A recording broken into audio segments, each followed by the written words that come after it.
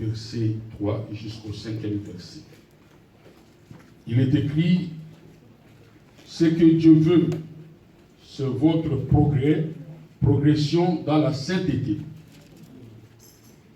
Ce que vous vous absteniez de l'immoralité sexuelle, c'est que chacun de vous sache garder son corps dans la consécration et la dignité, sans les livrer à la passion du désir comme les membres des autres peuples qui ne connaissent pas Dieu.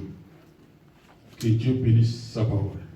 Nous acclamons la parole du Seigneur, nous acclamons la parole du Seigneur, nous pouvons nous asseoir. Alléluia. Acclamons plus fort la parole de Dieu, plus fort. N'ayez pas peur parce que nous avons cité le nom de la sanctification. Plus fort encore la parole du Seigneur. Gloire soit rendue à Dieu.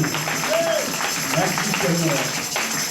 Je bénis le Seigneur, je remercie le couple pastoral, le pasteur Gouzi et sa femme, que Dieu vous bénisse pour la confiance que vous m'avez fait donner pour que je puisse transmettre la parole de Dieu. Je veux sur la présence de l'homme de Dieu, pasteur Richie. Que Dieu te bénisse. Je bénis tous les secteurs de Dieu ici présents. Je bénis l'équipe qui travaille avec le pasteur. Que Dieu vous bénisse au nom de Jésus. Amen. Alors, mes futurs enfants, le matin, je ne les vois pas. Je vous ai dit, il faut qu'ils soient visibles. Quand je les vois, ce n'est pas une journée pour eux, mais pour moi, c'est important. Là, je les cherche, je ne les vois pas. Bon, gloire soit rendue à Jésus. Alléluia. Le thème que nous voulons exploiter aujourd'hui, c'est Dieu veut un couple sanctifié. Dieu veut un couple sanctifié.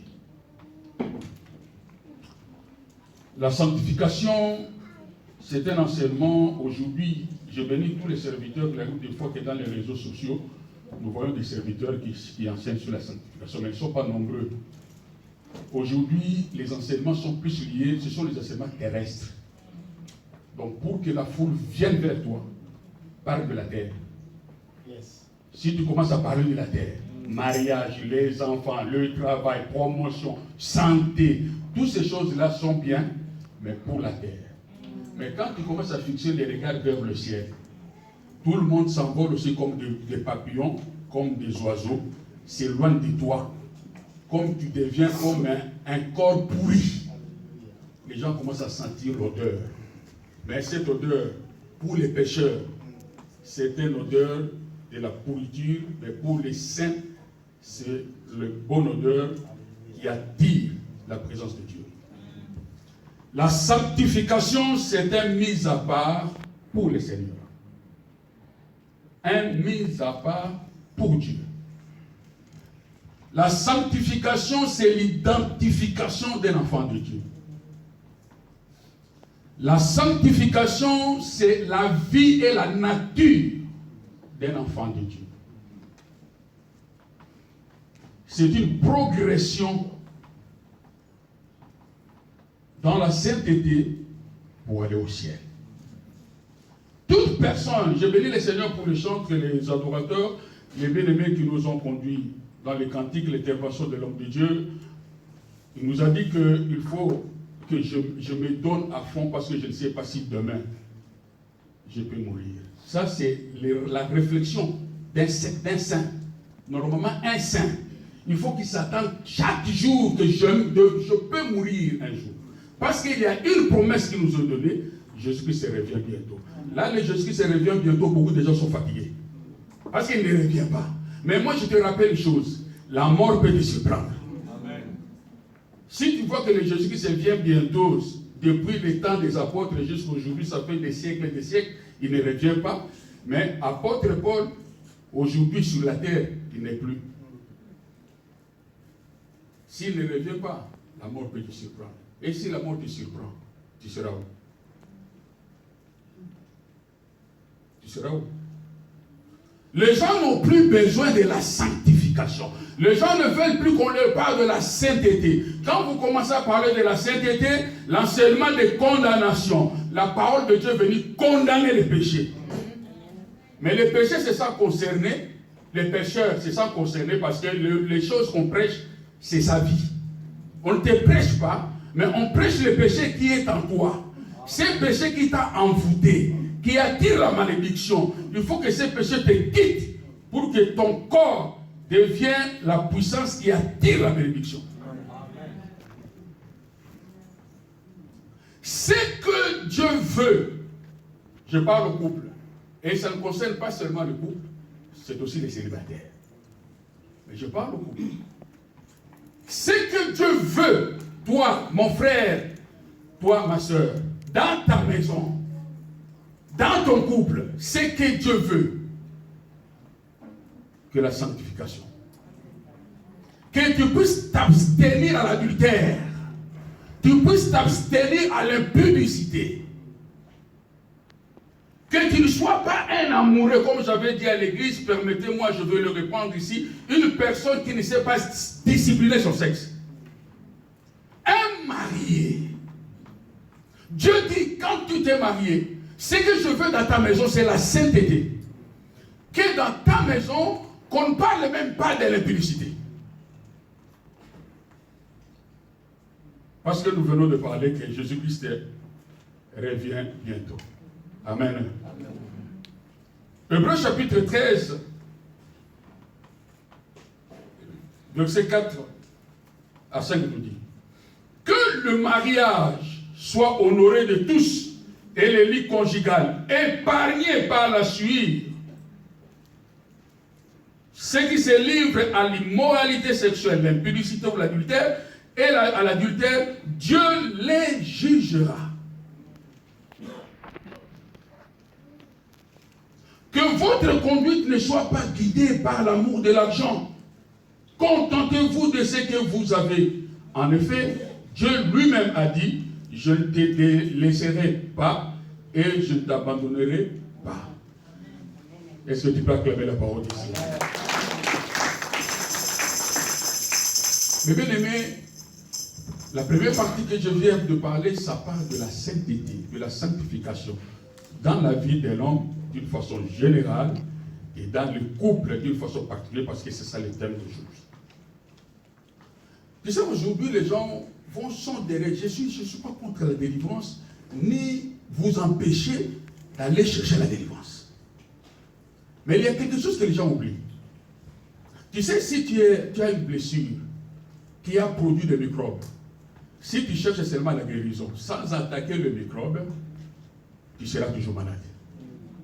Avant de chercher la guérison, que la blessure soit cicatrisée, il faut attaquer d'abord le microbe.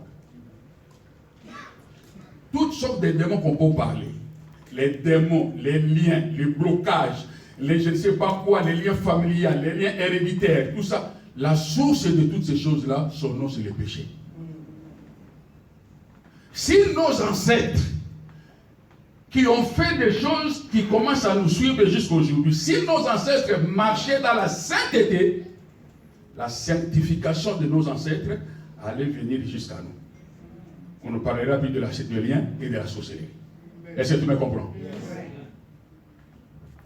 Toi, tu es tenté de chercher que la paix entre dans ta maison, entre-temps, tu es un impudique. Tu es tenté par mes bien-aimés, j'avais dit à l'église un jour, il faut faire attention dans les prières d'autorité que tu fais là. Parce que ça peut retourner contre toi. Toi, tu as la haine dans ton cœur. Envers mon frère, ici comme il est là, j'ai la haine contre mon frère. Dans l'église, maintenant, nous commençons à chasser les soucis. Je prends l'esprit, mais toi, j'ai la haine. Hein? L'esprit de je lance le feu. Ça va aller où? Le feu va partir et va retourner. Pourquoi? Parce que j'ai la haine dans mon cœur contre ce frère. Beaucoup de gens chassent les démons, mais vivent encore dans les problèmes spirituels à cause de l'attachement à un péché. Les gens ne veulent pas qu'on leur parle du péché dans l'église. Les gens ne veulent pas qu'on leur parle de la sanctification dans l'église, mais ils veulent seulement chasser les démons. Mais avant de chasser les démons, commencez d'abord à chasser ton démon. Ton démon de la haine, de l'orgueil, ton démon là de jalousie, ton démon là, l'esprit là qui t'anime à faire le mal. Tu vas commencer d'abord à chasser cet esprit, sinon tu seras un fils d'esclave. Comment est-ce que tu peux dire à une personne, je peux chasser les démons? Jésus-Christ a dit, avant d'enlever le saleté dans l'œil de l'homme, il faut commencer par ton propre œil. Avant de chasser les démons de ta famille, toi-même, tu n'es pas un démon devant ton mari.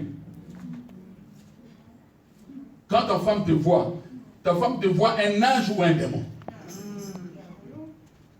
Et à l'église, tu fais semblant de chasser les démons. Et pourtant, à la maison, toi-même, tu es démon. Amen.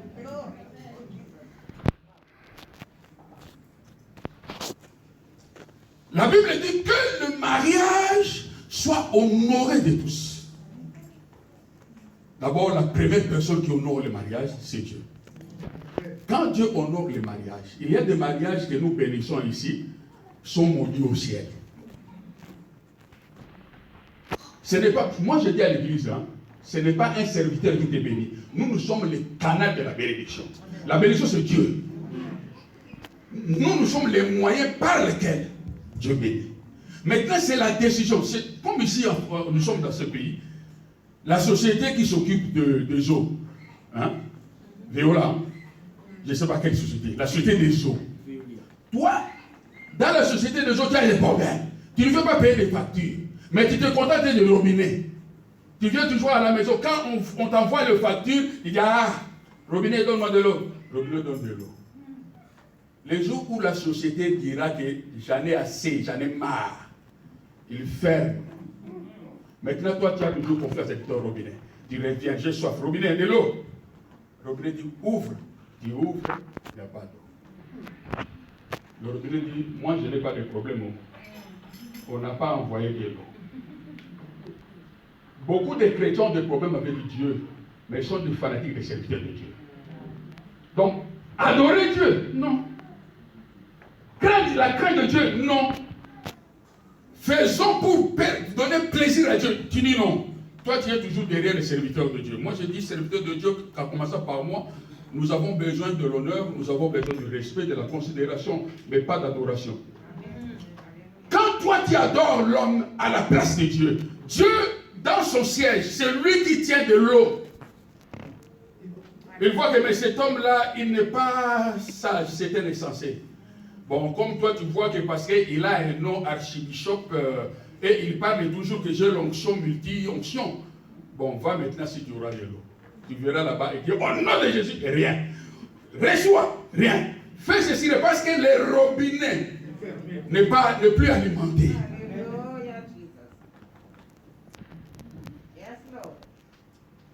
Si tu vis dans le péché, les bénédictions que tu viens acclamer ici, je bénis le Seigneur, il m'a béni, ce sont des miettes. Il y aura un jour même ces miettes-là, tu ne mangeras plus. Tant que tu es dans le péché. Comment est-ce que toi tu dis que je suis... Mais c'est encore plus grave. Au jour de la bénédiction, on est tenté de bénir le couple. Dans leur cœur, il y a encore des chouchous et des chéris. Toi, tu penses que les bénédictions là qu'on vous pose des pieds et des mains, ça va vous produire quoi?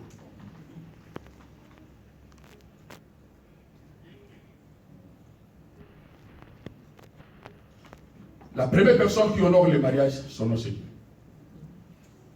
Quand tu te maries, fais plaisir à Dieu. Quand tu te maries, dans ta maison, cherche à plaire Dieu. Si nos couples vivent dans la sanctification, on n'aura plus de divorce.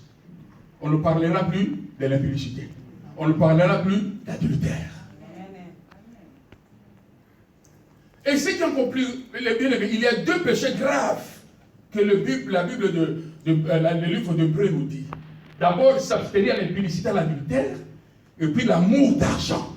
Ce sont deux éléments qui détruisent le couple aujourd'hui. On donne des allocations pour moi, Ce sont mes enfants. Donc, au moment où vous cherchez à produire les enfants qui n'étaient pas seuls, il faut les enfants sur le terrain. Pour les allocations, tu commences à dire, c'est mes enfants. Alors l'autre, il est qui? À cause de l'argent. Quoi? À cause de l'argent. Comme je parle, il y a des couples divisés à cause de l'argent. Ton mari ne connaît pas le code de ta carte bancaire. Ta femme ne connaît pas le code de la carte bancaire parce que tu as des codes d'une façon code de la carte. Et tu as des codes d'une façon code de compte. L'argent qui est caché là-bas, ton mari ne connaît pas. Ta femme ne connaît pas. Tu as des codes de projet. Mais dans la maison du mariage, votre mariage est déshonoré. Dieu n'accepte pas ce mariage. L'argent et l'impudicité, ce sont les deux éléments qui détruisent le couple aujourd'hui.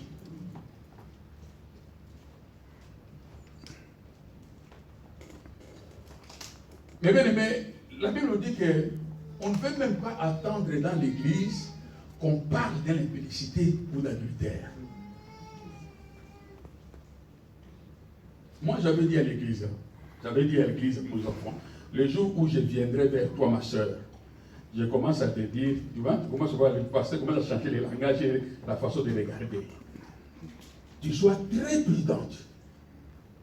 Quand mon langage commence à changer, tu vois, ma soeur, la Bible dit, à 23h, viens me voir dans les bureaux. Moi seulement avec toi, nous ferons une veillée. Ne cherchez pas à aller trop loin. Tu dis parce que tu deviens un sorcier pour moi. Moi, je n'aime pas ces sœurs-là qui viennent. Tu commences à dire, je vais témoigner. Ce pasteur-là, elle m'a fait ceci, il m'a fait cela. Pendant un mois, il te faisait, tu étais où pour parler. Quand tu avais des plaisirs, tu t'étais. Maintenant, il t'a coupé les plaisirs pour aller à une autre, tu commences à parler. Impudique. Avant de venir témoigner, il faut commencer d'abord à se demander pardon à Dieu et au pasteur là. L'église, mes bien-aimés, n'acceptons pas de tels témoignages. Oh, moi j'étais là, les pasteurs viennent me violer. Il t'a violé comment? Comment est-ce que tu t'es retrouvé avec lui à l'hôtel? Et toi, tu es une femme mariée. Comment est-ce que tu peux te déshabiller devant ce pasteur en train de oindre ton corps? Et toi, tu te laisses parce que ça te prend plaisir. Ne viens pas me tromper. Tu avais accepté parce que tu as trouvé plaisir. Au lieu de venir témoigner, ce pasteur et cette aventure, il faut dire que moi, je suis un pédique et le pasteur aventurier. Si tu n'étais pas un pédique, tu n'allais pas accepter. Le pasteur t'enlevait les habits et commençait à t'oindre tes seins. Tu t'es laissé faire parce que tu es un pédique. Une sœur qui se déshabille devant un serviteur de Dieu. Même les serviteurs de Dieu, nous pouvons le qualifier de toutes sortes de qualifications. Mais toi, la sœur, tu es impédique. Tu peux dire impédique? Ah, comment dire?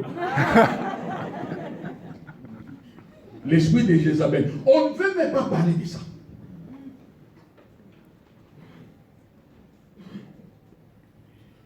Les mariés. Comment est-ce que tu ne peux pas discipliner ton sexe, mon frère? Sache-le, suyer le lit. Cela veut dire que même si tu vas ailleurs, tu quittes la France, tu vas aux États-Unis. Quand tu commences à coucher avec une femme là-bas, tu suis ton lit. Maintenant, toi, ton rôle, c'est de suyer le lit. Et comme tu es sorcier, tu viens encore sur ce lit avec ta femme, vous vous agenouillez pour implorer la grâce de Dieu. Sorcier. Sorcier. Mais quand nous regardons les sorciers, nous voyons seulement les sorciers de l'esprit. Il y a des sorciers que j'appelle la sorcellerie de caractère. Vous êtes nombreux ici, les sorciers en caractère. Des gens qui font des choses abominables, qui blessent le cœur des gens. Tu es sorcier. Tu viens à l'église avec ta Bible et tu sais que tu es marié, tu vas maintenant derrière le seul célibataire et leur aller raconter que ma femme, ça ne va pas, ma femme. Et pourquoi tu t'es marié avec elle? Si ça ne va pas. Et si ça ne va pas, c'est cette fille-là qui t'avait cherché de marier cette femme. Va à Dieu. Va dire à Dieu, ça ne va pas. Laisse la fille célibataire libre. Parce que toi, tu es tellement sorcier, tu veux endoctriner cette fille-là pour aller se plaindre. Toi, tu es marié, tu te plains à une fille célibataire. Pour faire quoi? Alléluia. Alléluia. L'impudicité, mes frères et sœurs, je vais parler un peu bref parce que nous n'avons pas assez de temps. L'impudicité. Je commence au couple. Mais bien aimé couple, l'impudicité détruit le corps, l'esprit et l'âme. Un homme impudique ramène la mort dans sa maison. Écoutez-moi bien. Un homme impudique ramène dans sa maison quoi? La mort. Quoi? La mort. Je veux que les hommes répondent. Un homme impudique, qu'est-ce qu'il ramène à la maison? La mort. Celui qui ramène la mort à la maison, son nom c'est qui? Sorcier. Maintenant, toi, ça laisse le feu. Le feu. Mais tu es le sorcier de ta femme. Et la femme, quand elle commence à lancer le feu, tu sais combien c'est toi tu seras brûlé. Nous sommes les premiers de chasser les démons, mais nous oublions, il y a certaines prières qui tournent contre nous. Alléluia. L'impudicité déchire le cœur du partenaire. Et une fois le cœur est déchiré, ça crée la maladie dans le couple. L'impudicité détruit le couple. L'impudicité combat la finance de la maison, l'économie de la maison. L'impudicité, l'adultère détruit les projets dans la maison. L'impudicité, l'adultère détruit l'éducation des enfants. L'impudicité, l'adultère sépare même les familles.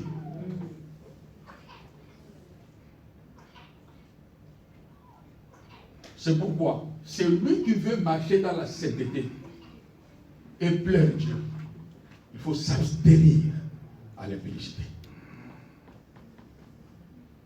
Alléluia. Alléluia. Alléluia. La Bible dit que tous les péchés que nous faisons, c'est en dehors. Mais l'impudicité, c'est dans les corps. Tu pêches contre ton corps. Mais cette nuit, quand je méditais, il y a quelque chose qui m'est arrivé. Je n'ai jamais pensé à ça. C'est que la Bible dit dans le livre de 1 Corinthiens, chapitre 6, verset 18, que celui qui pêche, celui qui fait l'impudicité, pêche contre son propre corps. Moi, je dis, ah bon? Si je lis dans le livre d'Éphésiens 5, on dit celui qui fait le mal à une femme, c'est comme s'il est en train de faire le mal à son propre corps. Cela veut dire que l'impudicité, c'est pécher contre sa femme. Son propre corps là, c'est le corps de la femme. Parce que ta femme est ton corps. À chaque fois que tu quittes ta femme pour aller à une autre femme, tu pèches contre ta femme. C'est pourquoi beaucoup de gens, il a ramassé son sida, elle le ramène à la maison et contamine sa femme. Il y a beaucoup de gens, il a fait, parce que la Bible dit, si tu es ensemble avec une sorcière, les deux vous devenez une sorcière. Maintenant, toi, en sortant, pour toi, tu dis que c'est une femme. En réalité, une sirène qui a pris le corps. Quand tu couches avec cette femme, tu reçois spirituellement sa nature. Et ce qui est encore plus grave, tu transmets sa nature à ta femme. Maintenant, vous voyez des choses cauchemars à la maison, des choses bizarres à la maison, et l'esprit de Seigneur commence à prendre le contrôle de la maison, vous allez commencer à chasser. Mais l'homme sait, depuis que j'ai couché avec cette femme-là, des choses ont commencé à changer à la maison. Mais bien, l'impudicité peut rendre votre maison un siège de sorciers. C'est pourquoi la Bible dit fouiller l'impudicité. Bien-aimés sœurs, moi je dis que la femme, le corps de la femme, je parle aux femmes, même les sœurs célibataires, femme, ton corps est un sanctuaire. Le corps de la femme, je l'appelle le lieu très saint, réservé seulement à un souverain sacrificateur. La Bible dit, dans le lieu très saint, ce n'est pas n'importe quel, parce qu'il y a plusieurs sacrificateurs. Vont entrer dans le parvis, dans le lieu saint, plusieurs personnes dans le lieu saint. Ah là là là là là là. Il y a quelque chose qui me revient. Vous voulez que je vous donne la démonstration de l'essaim et des saints? Chérie, parce que c'est ma femme seulement. Chérie, viens. Alléluia. Tu vois? Comme elle est là, en elle, il y a le lieu saint et le lieu très saint. Amen. Vous comprenez? Amen. Le lieu saint, là, les sacrificateurs peuvent venir. Quelqu'un peut venir, bonjour ma soeur, un peu de bisous. Là, il est dans la zone de lieu saint. Est-ce que tu m'as compris? Ça, nous tous les sacrificateurs, je te parle des enfants de Dieu sanctifiés, qui n'ont pas l'intérêt d'aller dans le lieu très saint. Si elle arrive ici, ma soeur, elle peut toucher. Il est dans le lieu saint.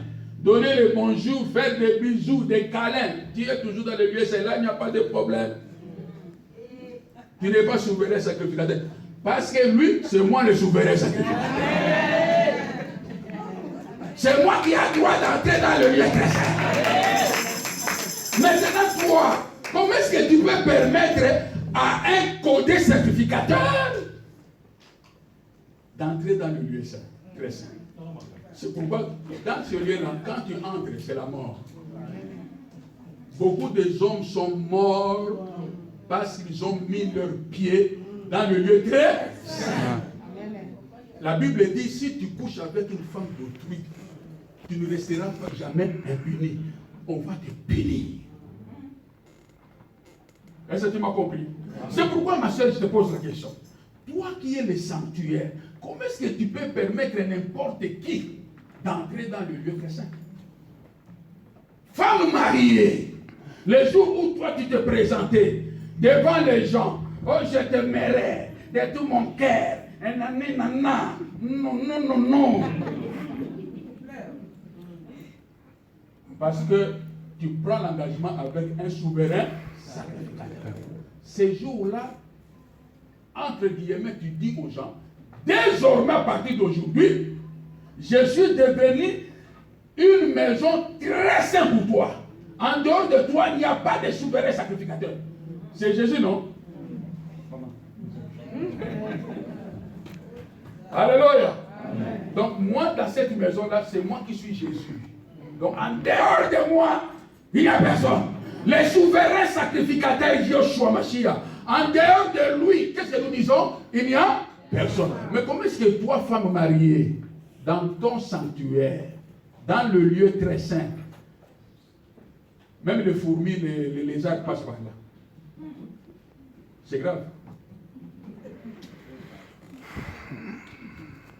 C'est pourquoi nous voyons même dans l'Ancien Testament, s'il y a l'adultère, la personne qui est victime et qui va beaucoup payer, c'est la femme. Parce qu'elle a ouvert la porte à un étranger. Si toi, dans ton esprit, tu commences à avoir des dégoûts de ton mari, il faut te dire que je suis déjà saisi par l'esprit de la prostitution, par l'esprit de l'impudicité. Et la sainteté du lieu saint commence à partir. Oh non, je ne comprends pas. Je vois comme si mon mari, c'est ton souverain sacrificateur. Alléluia. Amen. Toi aussi, le souverain sacrificateur, tes pieds ne peuvent pas entrer n'importe où. Amen. Si vous avez besoin que votre couple soit agréable à Dieu, abstenez-vous à l'impudicité. Est-ce que quelqu'un me suit? Amen. Quand je parle d'impudicité, il y a beaucoup de choses dans ce domaine-là d'impudicité.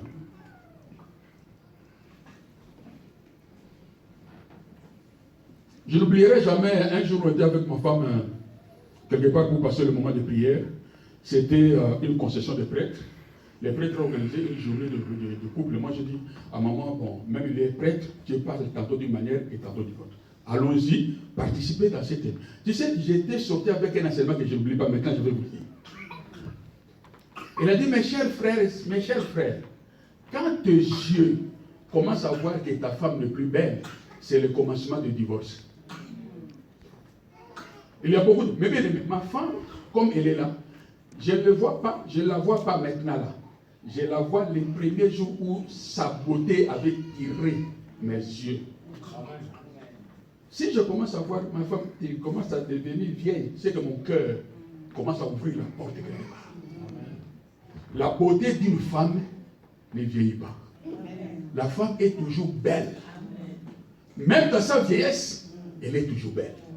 Parce que quand je la vois vieille, je dis, waouh, mon sanctuaire, tu as été fidèle jusqu'à cet âge-là. Tu es toujours belle. Mais je ne pas. Mais je pas.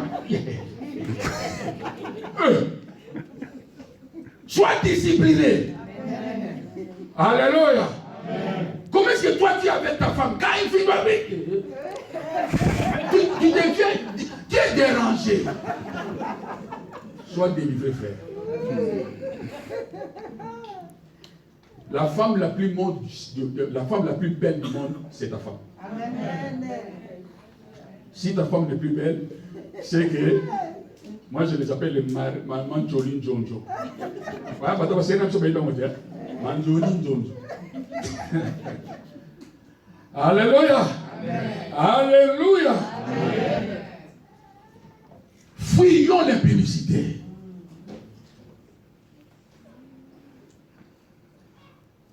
Jeune frère, jeune soeur, ma soeur, aujourd'hui, ça devient de plus en plus rare de trouver une fille qui se marie vierge. Aujourd'hui, il y a quelqu'un qui peut dire, je suis vierge, en réalité, il n'est pas vierge.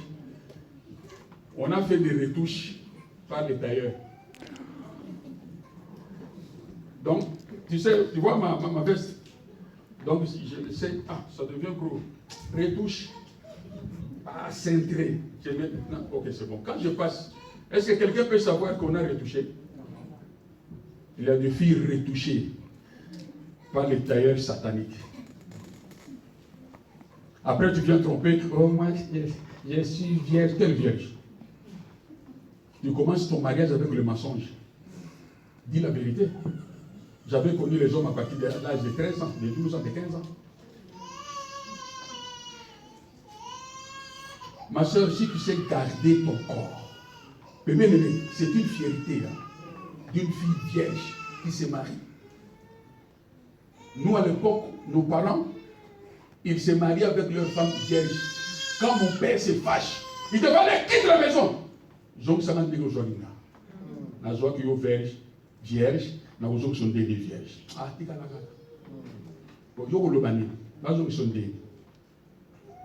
cela veut dire qu'on t'avait marié vierge.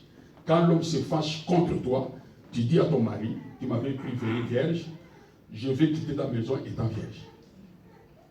Ça donne de la valeur, ça donne la puissance, et ça travaille dans la conscience de l'homme. C'est moi qui l'ai déviergé. À cause de plaisir, ma soeur, si tu es encore vierge, je te dis ouvertement, s'il y a une soeur ici vierge, l'impudicité, les rapports sexuels, c'est un plaisir de 2, 3, 4 minutes seulement. Tout ce que vous voyez, je ne sais pas, dans les pornographies, où les gens disent, oh moi, on m'a fait ces choses, ne suis pas cela. Il n'y a rien de spécial. Quand tu seras dévirgé, tu vas regretter ta virginité. Dieu a besoin que ton corps soit réservé pour Dieu étant célibataire et réservé pour ton futur mari. Comme ça, tu seras le sanctuaire, le lieu très saint qui est réservé pour les souverains sacrificateurs. Alléluia. Alléluia.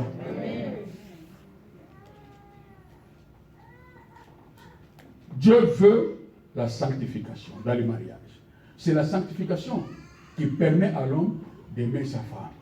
C'est la sanctification qui permet à la femme d'être soumise à son mari. C'est la sanctification qui dit à l'homme, je ne veux pas tromper ma femme. C'est la sanctification qui dit à l'homme, dis la vérité à ta femme. Si la sanctification règne à la maison, il n'y aura plus de problème.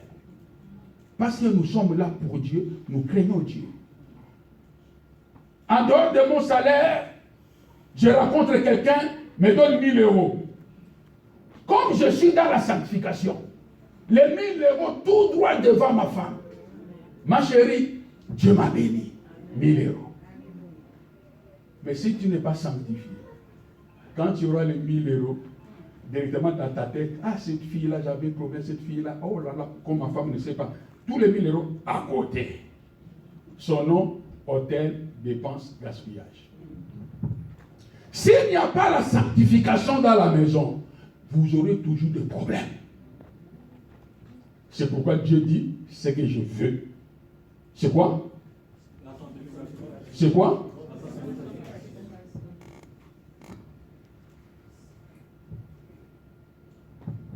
Pour l'impudicité, mes frères et sœurs, c'est là où je vais parler un peu les pommes de l'argent. Et après, nous allons finir ce moment. Mais j'insiste sur l'impudicité parce que l'impudicité détruit la vie eux-mêmes. Même dans l'église. Mais bien aimé, dans l'église, il y a les incestes qui se passent dans l'église, c'est terrible. Vous croyez que l'inceste, c'est les relations sexuelles qui se font en famille. Mais quand nous entrons ici à l'église, nous sommes une famille. Amen. Nous avons un Père au ciel et l'église, c'est notre mère. Tout rapport sexuel illégal dans l'église, c'est l'inceste. Quand tu vas commencer, oh moi je fais, Seigneur, moi dans ma vie, je n'ai jamais fait l'inceste. Oui, tu n'as pas fait l'inceste biologique. Est-ce que dans le cadre spirituel, tu n'as pas fait l'inceste? Il y a des pédophiles spirituels. Bon, dans la vie spirituelle, il n'y a pas de pédophiles. Hein. Comprenez mon langage. De pédophiles, soi-disant spirituels. Parce que leur pédophilie, là, ça se manifeste dans le lieu où le nom de Yeshua est proclamé. Toute personne, quand une jeune sœur entre dans l'église, nouvellement née de nouveau dans le Seigneur, si toi tu la prends, tu vas avec elle, tu es pédophile. Est-ce que tu m'as compris? Elle est jeune dans la foi, quel que soit son âge. Il y a des pédophiles. Quel que soit son âge, elle peut être une grande dame de 45 ans. Elle vient de naître de nouveau. Toi, tu es un ancien dans le Seigneur. Tu vas coucher avec elle, tu es pédophile. Est-ce que tu m'as compris? Toutes ces choses que nous voyons dans le monde, ça règne dans l'église et nous fermons les yeux. Il est rare dans l'église qu'on puisse parler clairement aux enfants de Dieu que tu couches avec un serviteur de Dieu qui est sorcière. Toi, l'homme de Dieu qui est sorcier. Tout serviteur de Dieu qui est tenté d'engrosser des femmes, c'est un sorcier. Un serviteur de Dieu qui ne marche pas dans la sanctification n'est pas de Dieu. Moi, je le dis, l'onction, la Bible dit l'onction nous enseigne toutes choses. Mais toi, tu dis que je suis rempli de l'onction et tu demeures dans les péchés. Tu n'as pas l'onction? Moi, si je tombe dans les péchés, je dors, mon cœur bat. Parce qu'il y a quelqu'un qui habite en moi, va me dire, tu as péché, tu as péché, tu as péché, tu as péché, jusqu'à ce que je vais me réveiller. C'est là que j'ai péché. Comment est-ce que toi, tu viens de faire l'impudicité lundi, tu viens dimanche à l'église, tu prêches, tu n'as pas de problème. C'est que tu n'as pas le Saint-Esprit. Mais bien aimé, il y a beaucoup de gens qui crient devant nous. Ce n'est pas l'onction du Saint-Esprit. C'est une autre onction. Il y a des serviteurs, après avoir fumé la drogue, ils viennent sur le mot. Oh, vous verrez sous la drogue. Et les enfants vont, oh, Saint-Esprit. C'est le Saint-Esprit. Mais bien aimé, l'onction, ce n'est pas le mouvement. L'onction, c'est la vie. Mais beaucoup pensent qu'il a beaucoup d'onction parce qu'il crie. Même la façon que j'écris là, ce n'est pas l'onction. L'onction, c'est l'esprit qui est en moi, qui sort. L'onction n'est pas là pour nous faire tomber. Mais l'onction est là pour nous façonner, nous transformer, nous donner la forme du Christ. Quand tu as reçu la forme du Christ, c'est à ce moment-là que tu sens quelque chose dire en toi. Ce n'est plus toi qui vis, mais c'est moi qui vis en toi. Parce que l'onction t'a travaillé, il a dominé les péchés, il a dominé les démons, il a dominé ton caractère, et il commence à te dire de marcher selon Dieu. C'est lui qui est en toi. Voilà la personne qui a l'onction. Mais toi, tu es impudique, rempli d'orgueil, menteur. Tu parles la langue, d'accord, le Saint-Esprit peut même utiliser la bouche d'une vache pour parler la langue. Ce n'est pas ça qui va nous confirmer que tu as le Saint-Esprit. 15 ans dans l'église, tu es voleur. 15 ans dans l'église, tu es toujours calomniateur. 15 ans dans l'église, tu ne changes pas. Ton péché là, tu ne veux même pas en parler de ça. Après, tu dis que j'ai l'Esprit de Dieu. C'est la vérité.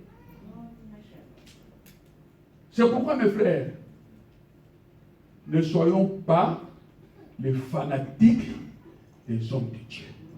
Mais aimons comme ils sont là. Il faut les aimer, les considérer. Parce que l'amour et la considération, c'est ce qui fera que quand tu vois le pasteur, dans ton cœur, tu es convaincu que cet homme, c'est un canal de bénédiction pour moi. Tu as beaucoup de respect. Le respect, ce n'est pas... Ça, c'est l'hypocrisie. Ça, ce n'est pas le respect. Le respect, c'est du cœur. La considération vient du cœur. Quand je vois mon pasteur, il a déjà dit seulement une fois, l'église a besoin de l'argent. Ce sont ceux qui considèrent les pasteurs. Il ne faut pas avoir l'exhortation. Il a compris, mon pasteur a besoin de l'argent. Je ne veux pas que mon pasteur souffre. Il vient avec l'argent.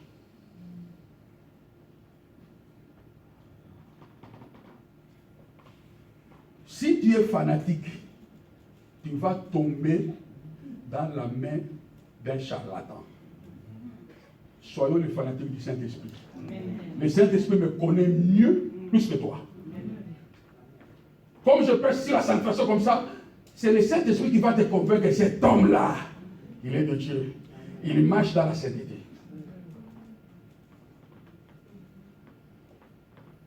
Parce qu'aujourd'hui, il y a des gens qui prêchent pour la gloire, qui prêchent pour l'argent, qui prêchent pour qu'on puisse les acclamer, mais ne prêchent pas pour le royaume de Dieu. Une telle personne, s'il te prend, t'es dévoré. C'est pourquoi nous avons besoin de la sanctification. Marchons dans la crainte de Dieu. Alléluia. Alléluia. Amen, amen, amen, amen, amen. Est-ce que tu m'as compris? C'est pourquoi la Bible dit fuyez l'impudicité. Il faut fuir. À commencer par nous, les hommes de Dieu, nous devons fuir. Nous devons fuir. Moi, j'ai béni ma femme, elle veille beaucoup sur moi. C'est pourquoi, homme de Dieu, il faut aimer que ta femme te surveille. Elle n'est pas charnelle. Une femme qui ne surveille pas son mari, elle est charnelle. Une femme spirituelle surveille son mari. Maman, si toi, tu es charnelle parce que tu ne surveilles pas. Donc d'abord, ne pas surveiller son mari ne veut pas dire que je ne compte pas vraiment. Donc pour moi, je te compte un peu moitié-moitié. Mais si 100% c'est ton mari, l'œil sur mon mari. Tu as droit, mes chéris, à côté de Catherine, ça fait 5 minutes. Tu parles de quoi? Je suis obligé de venir dire, ma chérie, non, sinon le problème, Bon, je souhaiterais que tu t'approches comme ça, on parle de ça. Si ta femme ne surveille pas, frère, elle te met en danger. C'est pourquoi j'ai dit aux maris et les mariés qui sont là, j'avais parlé même à mes enfants le jour où on avait parlé. Un homme doit accepter que sa femme le surveille. Oui, alors chérie, tu es où? Oh, je suis là. Bon, ça fait combien de temps que tu es là? Bon, je t'attends à la maison tout de suite. Tu ne peux pas dire, non, non, je suis le maître chef. Tu es le chef de qui? Tu es le chef de la femme. Mais un chef doit être modèle, exemplaire. Sois obéissant aussi au désir de ta femme. Moi, si je me déplace, je lui demande, papa, voilà. Si je change la direction, avant d'aller, j'appelle, chérie, je vais changer la direction. Elle sait où je vais. Elle a droit de me dire, mais tu m'avais dit que tu as Savigny, mais comment tu te retrouves à Moissy? elle a droit. Je ne peux pas lui dire pourquoi tu me surveilles. Non, c'est son devoir. Une femme qui surveille son mari l'empêche d'aller plus loin. C'est pourquoi les femmes des serviteurs de Dieu, vous devez veiller sur vos maris. Ce n'est pas le charnel. Si ton mari commence à dire, oh, toi ça aussi c'est trop charnel, tu dis, je suis spirituel. La jalousie aussi est spirituelle. Parce que notre Dieu, il est jaloux. Touché à tout, mais pas à sa gloire. N'est-ce pas l'homme et la gloire de la femme? Pourquoi les toucher là-bas? Alors je suis jaloux de ma gloire. Est-ce que tu as compris? Oh non, toi aussi tu exagères. Non, je n'exagère pas, mais je suis jaloux. Si tu vois que ma jalousie commence à dérailler, ramenez seulement la jalousie dans une bonne position. Ce qui fait ça, c'est la vérité et la sincérité de l'homme. Si toi tu es au téléphone, tu as un massif ou un Kamaël, ta femme dit, tu es où? Oh, je suis au l'ISR. Entre-temps, la copine de ta femme t'avait vu à Moissy. Au moment où tu dis que je suis à l'ISR, la copine de la femme t'a dit que je suis en face de ton mari. Maintenant, tu diras à ta femme que la jalousie est déraillée. Bon, on va laisser tomber parce que j'irai plus loin avec les problèmes de mariage. Pour clôturer, mes bien-aimés, je vais parler sur l'argent. Je vais parler plus loin, mais nous avons appris à Londres, il y a un monsieur qui s'est jeté du 4e étage en bas à cause de la discussion des allocations. Une femme avait tué son mari à Montreux à cause des allocations. Les mariages se divorcent continuellement dans ce pays à cause des allocations. L'argent, l'amour de l'argent est la racine de tout le monde. Si tu commences à avoir l'amour de l'argent, cela veut dire que ton mari n'est plus dans ton corps, dans ton cœur. L'amour de l'argent chasse l'amour de sa femme. L'amour de l'argent chasse l'amour de son mari. C'est pourquoi tu préfères, il y a des femmes qui préfèrent la mort de leur mari à cause de l'argent. Il y a des hommes qui souhaitent la mort de sa femme à cause de l'argent. Pourquoi? Parce que l'assurance de ma femme, si elle meurt, j'ai 50 000. Tu fais l'intercession, Seigneur, l'accident, qu'elle meurt au nom de Jésus. Parce que dans ta tête, tu vois les 50 000 d'assurance. L'amour de l'argent peut te rendre sorcier de ta femme et de ton mari. L'amour de l'argent a privé les enfants et tes enfants sont devenus de voleurs dans les supermarchés, d'aller voler les baskets de marque parce que toi tu n'arrives pas à acheter avec l'argent de leurs allocations parce que tellement tu es cupide, avare, tu n'arrives pas à payer un bon truc pour ton enfant. Et cela a rendu ton enfant voleur.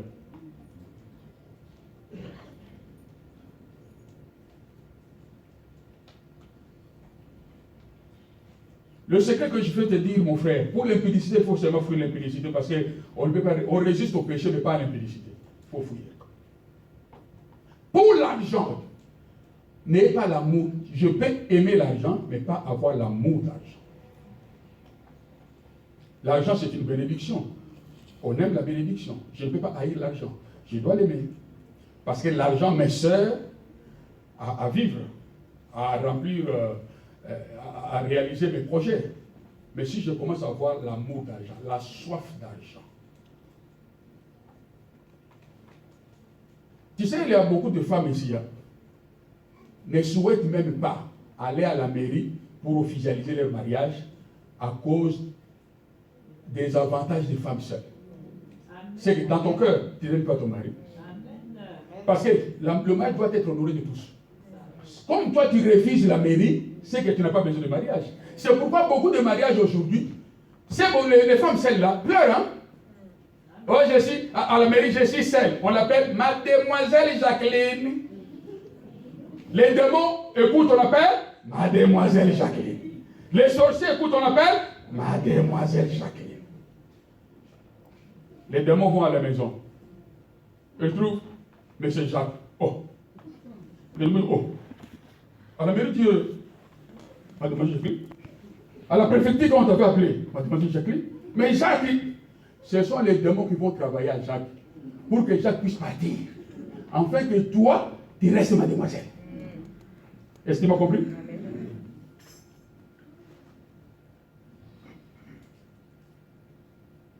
C'est l'amour d'argent. Tu vois les avantages. Dans ta maison, il n'y a pas la photo de ton mari. Il n'y a que la photo des femmes seules et les enfants. Tu as indoctriné encore ton mari pour dire, chérie, n'aimez pas ta photo. On peut avoir des visites surprises. À cause de l'amour d'argent. L'amour d'argent. L'amour d'argent. C'est pourquoi cela crée aussi des problèmes. L'homme sait que je suis, ma femme est une femme seule. Quand il sort, les démons qui a entendu qu'on t'avait appelé mademoiselle Jacqueline va accompagner ton mari pour dire que voici la femme qu'il te faut. Jacqueline est célibataire. C'est pourquoi tu vas entendre ton mari doter, aller à la mairie, devenir marié. Toi ici, tu dis, oh, il m'a déçu. Non, il ne t'a pas déçu. Tu étais seul. Est-ce que tu m'as compris? Ce sont des choses qu'on ne parle pas. Parce qu'ils sont nombreux. Même les prédicatrices aussi sont des femmes seules. Et comment est-ce que moi, je suis femme seule, je peux parler de femmes seules? Beaucoup de pasteurs aussi, dans leur maison de femmes seules. Oh, négocions, ma chérie, on va manger. Mais vous mettez... C'est pourquoi le pasteur peut tomber facilement, parce que le démon sait que ta femme est une demoiselle, ce n'est pas une femme mariée.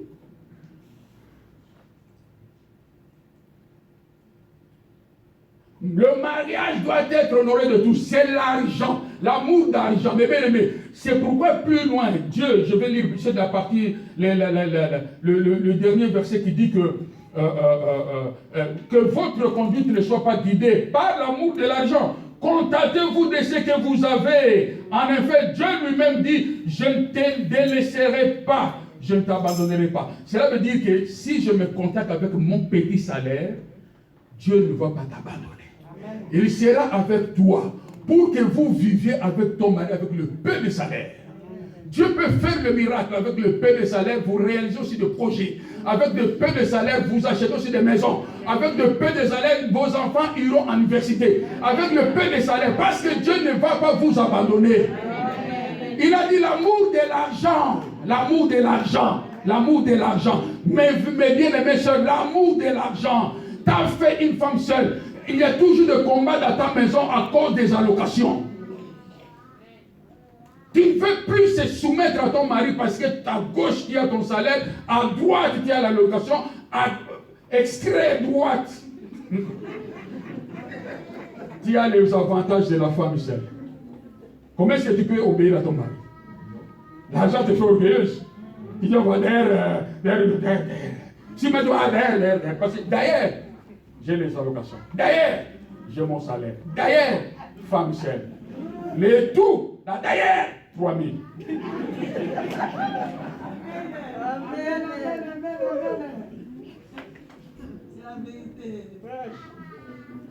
C'est pourquoi la Bible dit, ce que je demande à votre maison, c'est la sanctification. Si vous êtes sanctifiés, ces choses-là ne vont plus régner. Vous allez attirer la gloire de Dieu. Quand Dieu viendra, avec le peu que vous avez, il dit, je ne vous abandonnerai pas. Avec le peu, contentez-vous avec ça.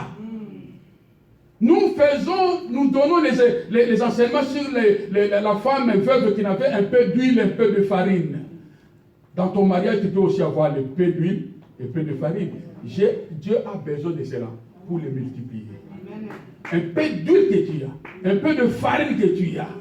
Dieu, dans l'harmonie de mariage liée par la sainteté, Dieu viendra avec ce peu-là pour que la prospérité va commencer.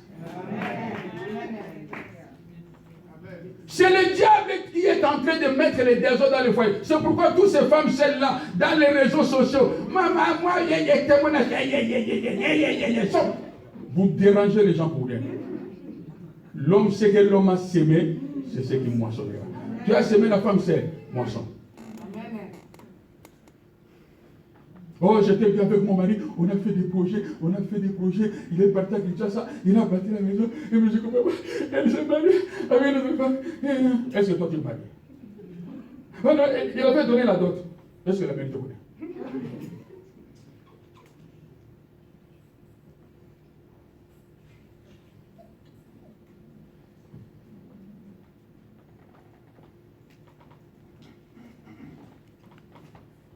Bien aimé dans les Seigneurs, c'est ici que je finis, parce qu'il y a tant de choses à dire. Hein. La sanctification dans ton couple, c'est ce que Dieu veut. Et la crainte de Dieu, c'est la crainte de Dieu qui permettra à l'homme d'aimer sa femme. C'est la crainte de Dieu qui permettra à la femme d'aimer son mari. C'est la crainte de Dieu qui fera que nous soyons transparents à la maison. C'est la crainte de Dieu qui fera que dans notre maison, qu'il n'y a pas de cachette, il n'y a pas de guerre vide. Non. Il y a la transparence dans la maison parce que nous craignons Dieu.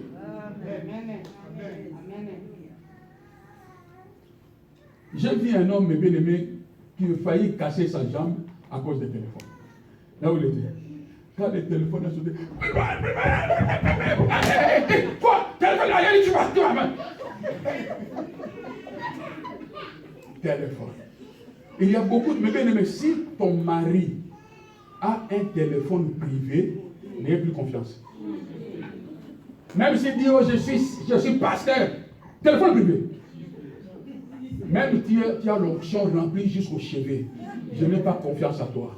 Parce que si tu es sérieux, ayez un seul téléphone. Si tu en as deux, tous les deux comptent chez moi. Si les téléphones sont à la maison, ne cache pas tous les deux téléphones sur la table. Je viendrai manipuler le téléphone comme je veux. Moi, mon téléphone à l'accès de ma femme. Un jour, j'étais dans le salon de coiffure. Elle m'avait accompagné. Le téléphone a sonné. J'ai dit, chérie, tu peux répondre. C'est lui qui me coiffait à stopper. Elle dit, viens, quoi? Et là, ma femme est partie hein, pour aller répondre. Elle est sortie. Elle dit, viens, hein? Ton téléphone? Ta femme? Hé!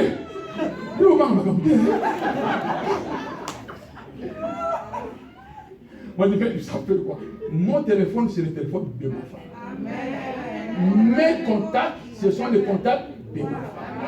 Si ma femme n'arrive pas à comprendre un contact, ça devient un contact. Ça devient un contact suspect. Même si tu tiens la Bible, tu commences, je vous dis, les enfants de Dieu, ouais, Marie, avec ta femme dans la Bible, mais ta femme est dans la maison, dis, même le téléphone seulement, je n'arrive pas à voir tout qui là. C'est pourquoi mes frères et sœurs, c'est là où je peux finir. Je vais vous dire, n'enviez pas les femmes des pasteurs. Hein. Je vous dis, ça c'était conseil. Hein. Si ces femmes-là souffrent, hein, parce qu'il y a certains caractères que nous avons, nous les serviteurs, vous ne les voyez pas, c'est nous que les femmes qui le voient. Et ma femme, comme elle aime son mari, et supporte, soutient le ministère de son mari, toutes mes bêtises sont gardées dans le lieu cassin. Quand elle sort, elle a que de bons témoignages. Maintenant, toi, tu dis, moi aussi, tu commences à envier son mari. Ouais. Allez, tu commences à faire un peu de calme, pour que le pasteur pousse. Va demander à toutes ces femmes qui avaient fait de façon qu'ils puissent remplacer la femme du pasteur. Si elle est sincère, elle va t'avouer que si je savais, je n'allais pas faire ça. Je ne parle pas de tous les pasteurs, mais je parle des pasteurs d'une façon générale. Il y a des cas particuliers. N'enviez pas la femme du pasteur. Parce que chez nous, on dit, ouais,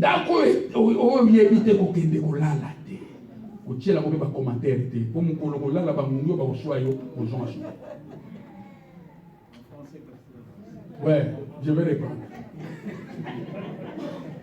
Tu sais, la maison où tu n'as jamais habité, ne l'envie pas. Il arrive des fois, tu vois la maison bien embellie. C'était ma maison. C'était ma maison. Or, la femme qui habite dans cette maison-là, elle cherche même à fuir. Mais toi, tu dis, si c'était ma maison, entre même un jour dans cette maison dormir, les cancrelats qui vont vous ramasser là.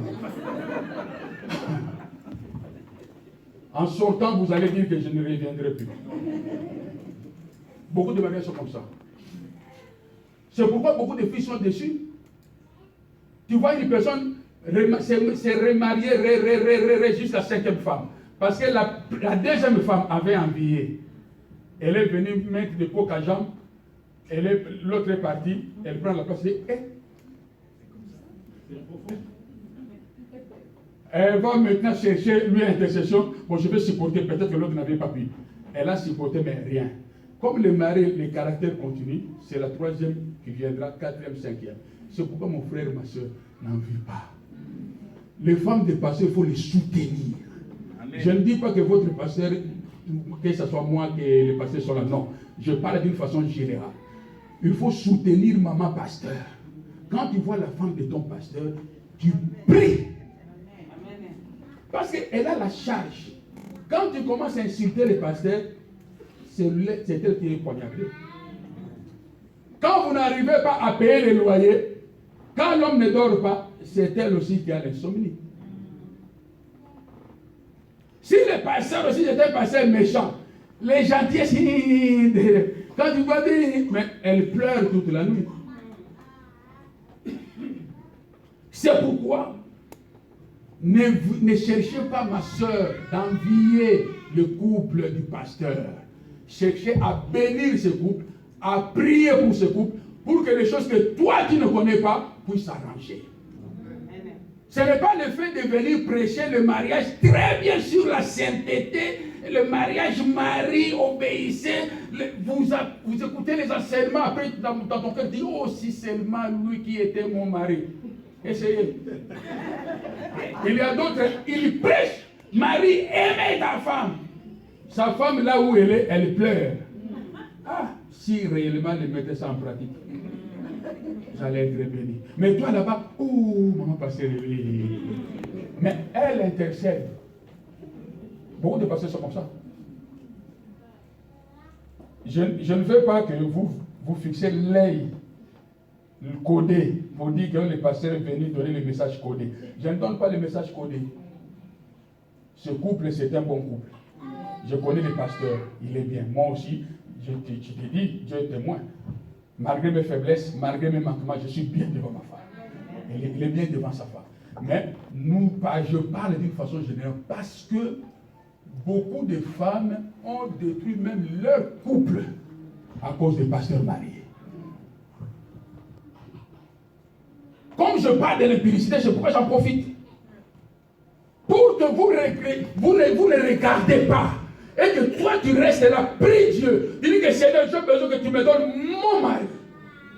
Et toi, femme qui est mariée, n'envie pas la femme du pasteur, n'envie pas la femme d'évangéliste, n'envie pas la femme des prophètes. Oh, cet homme-là, comme il prêche beaucoup sur les choses de combat spirituel, je pense que sa femme est très heureuse. Non, prie Dieu pour que le Seigneur, par rapport à l'enseignement que tu reçois, te donne le mari qu'il te faut. Alléluia. C'est ici, mes bien-aimés, que je finis ma prédication. Ce que Dieu veut, c'est ta sanctification. Frères et sœurs, ce que Dieu veut de toi est ta sanctification. Abstiens-toi à l'impudicité, abstenez-vous à l'adultère. Et le Seigneur du ciel vous bénira. Amen. Que Dieu bénisse sa parole.